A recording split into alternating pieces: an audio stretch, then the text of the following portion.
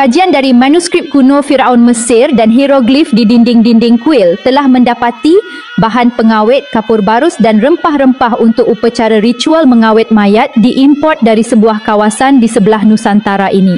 Apa yang terjadi di Nusantara beribu tahun yang silam? Benarkah ketika Firaun-Firaun Mesir sedang membina piramid, bangsa yang tinggal di Nusantara masih bercawat dan melukis gambar monyet di gua-gua? Nampaknya perdagangan rempah telah berjalan beribu tahun dahulu, malah bangsa misteri di Nusantara telah mampu mengekspor emas dikala kerajaan lain hanya mampu memperdagangkan kendi-kendi, gendang dan seramik purba.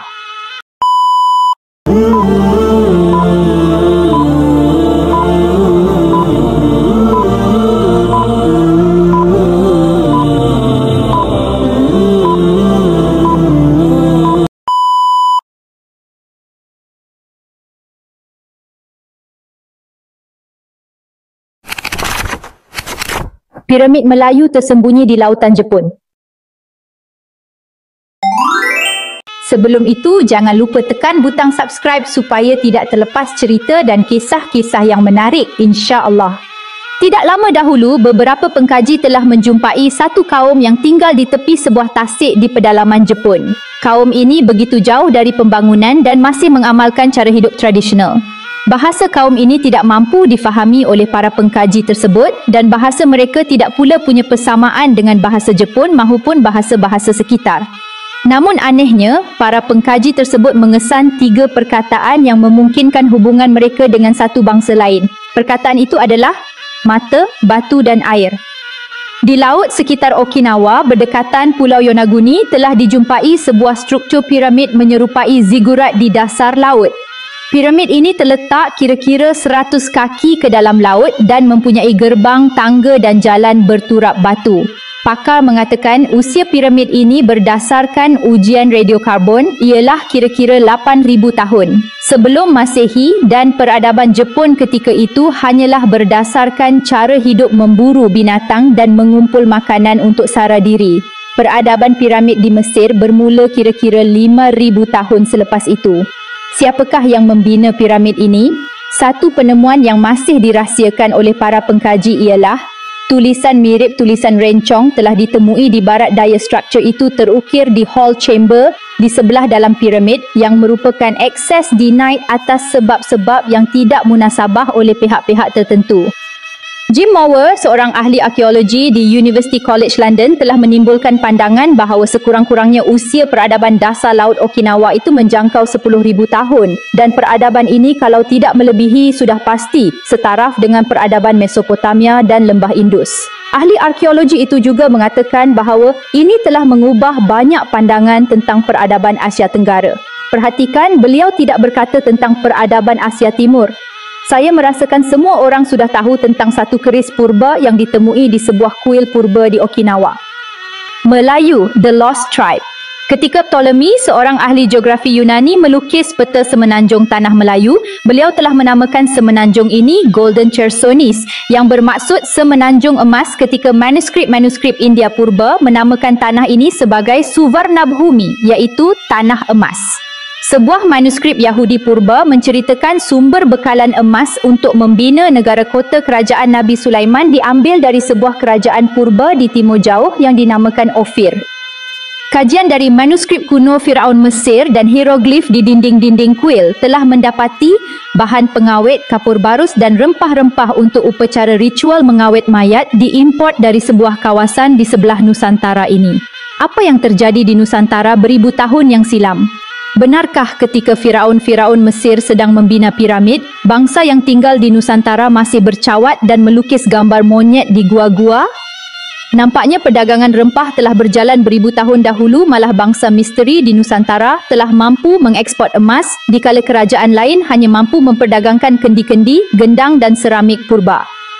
The Lost Tribe adalah bangsa gunung Malay yang telah lama meninggalkan Tibet, bergerak ke arah timur ke satu destinasi yang tidak diketahui. Yahudi ingin benar mengenali bangsa ini kerana di dalam kitab-kitab Yahudi kuno dan manuskrip-manuskrip suci ada menceritakan bangsa yang hilang, juga bumi Malay. Pada mulanya, Yahudi menyangkakan Red Indian America adalah ibu bagi segala orang-orang Manasseh, the Lost Tribe. Tetapi kesemua keputusan DNA adalah negatif. Prof. Ralph Olson kemudiannya mengkaji secara mendalam tentang Book of Mormon yang diselewengkan dari satu manuskrip kuno dan membuat kajian DNA sekali. Keputusan beliau adalah ibu bagi segala keturunan Manasseh adalah orang-orang Melayu di semenanjung Tanah Melayu. Mengikut manuskrip kuno yang diseleweng menjadi Book of Mormon itu lagi, sebahagian daripada Melayu semenanjung termasuk selatan Thai juga adalah dari keturunan kumpulan Lehi, iaitu terus dari Manasseh, yakni anak kepada Nabi Yusuf alaihissalam. Nabi Yusuf mempunyai 2 orang anak sahaja, iaitu Manasseh dan Efraim. Namun Mala bukanlah bangsa asal.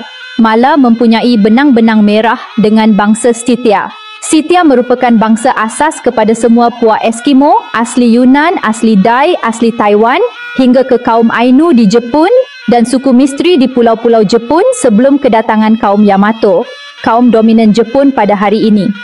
Lembah Mekong, Tanah Melayu, Borneo, Sumatra, Jawa, Sulawesi, Filipina, Pasifik, Madagaskar dan Amerika Latin. Scythia merupakan sebuah bangsa nomad berkerajaan yang berasal daripada Asia Tengah. Ingat teori kapak tua dan bangsa Kamboja? Berhampiran dengan Laut Hitam. Kaitan antara Melayu dengan Scythia telah dirumus oleh seorang arkeologis Eropah di sekitar tahun 1830-an lagi. Maka ada kemungkinan Scythia merupakan bangsa asal daripada Nabi Adam alaihissalam. Ini kerana Nabi Adam alaihissalam mempunyai 22 pasang anak atau bermaksud 22 bangsa asas. Kemungkinan dari kajian setakat ini, The Lost Tribe telah bergerak ke Promised Land. Semua puak Yahudi yang 12, puak Yahudi asli yang pernah mengikut Nabi Musa alaihissalam dan terlibat pada peristiwa di Padang Pasir Sinai, telah dikenal pasti oleh Yahudi. Yahudi ke-13 iaitu Yahudi campuran dari kaum Satanik de Khazar dan Ashkenazi, namun masih terdapat satu puak Yahudi yang diketahui mereka mengamalkan ajaran Nabi Ibrahim dan Nabi Yusuf, ajaran wahyu dari kitab Taurat. Pada istilah hari ini, mereka adalah orang-orang Yahudi Islam yang hilang dari rekod. Imbauan. Raja kepada segala raja di timur ialah Empayar Agung Melayu. Betapa hebatnya raja bagi segala tamadun timur ini apabila mereka terkenal dengan gelaran Raja Lautan dan Raja Daratan. Di mana-mana negeri-negeri yang berada dalam naungan mereka. Ada yang digelar Tanah Penghujung Dunia, ada yang digelar Semenanjung Emas, ada yang digelar Survana Bumi, ada yang digelar Golden Chersonese. Bayangkanlah, hinggakan hamba-hamba di istana mereka juga mampu dihiaskan dengan emas.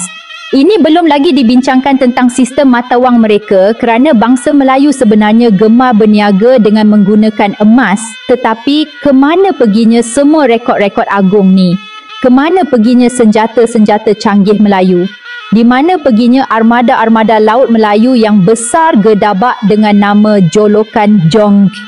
Adakah ianya jauh lebih lebar dari kapal Laksamana Cheng Ho? Rekod sejarah yang benar ini semuanya selamat disimpan dalam arsip-arsip muzium terkenal di Eropah. Mereka menubuhkan kerajaan bunga di tebing-tebing pergunungan.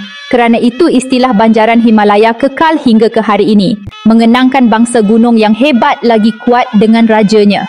Jika anda sedar, bangsa Melayulah bangsa yang paling gemar menanam bunga-bunga di halaman rumah. Bunga sebenarnya terlalu sinonim dengan bangsa ini. Anda sebenarnya adalah seorang pejuang yang dilahirkan sebagai bangsa Melayu di bumi Mala ini. Bangsa Melayu juga merupakan bangsa terawal membina tugu-tugu kota yang merentasi dari Utara, Kemboja, Cempaka, Melati, Petani, Langkasuka, Cermin, Segenting. Tengah, Kelantan, Pahang, Johor, Melaka, Kedah Tua, Selangor. Timur, Funan, Okinawa, Sulu. Selatan, Sumatera, Riau, Jawa. Begitu hebatnya tamadun agung Melayu itu yang hanya segelintir sahaja para pewaris diraja yang tahu. Rekod tamadun ini berjaya disembunyikan sehinggakan hampir ke semua teknologi Melayu dahulu kala berjaya disembunyikan. Tidak cukup dengan itu, tinggalan sejarah yang agung ini turut dikaji di dalam makmal-makmal oleh pengkaji logam. Bolehkah anda bayangkan bagaimanakah laksamana-laksamana dan pendekar-pendekar Melayu boleh sampai ke Hawaii dari semenanjung Kepulauan Cebu tanpa sesat dengan hanya berpandukan sejenis alat apungan dari cerdik pandai anak Melayu? Wallahu a'lam, sekian cerita pada hari ini dan jangan lupa subscribe dan support channel YouTube saya Hamba Allah 99 untuk cerita-cerita yang lebih menarik dan untuk berkongsi ilmu. Sekian, terima kasih, maaf zahir dan batin. Assalamualaikum, Allahu Akbar.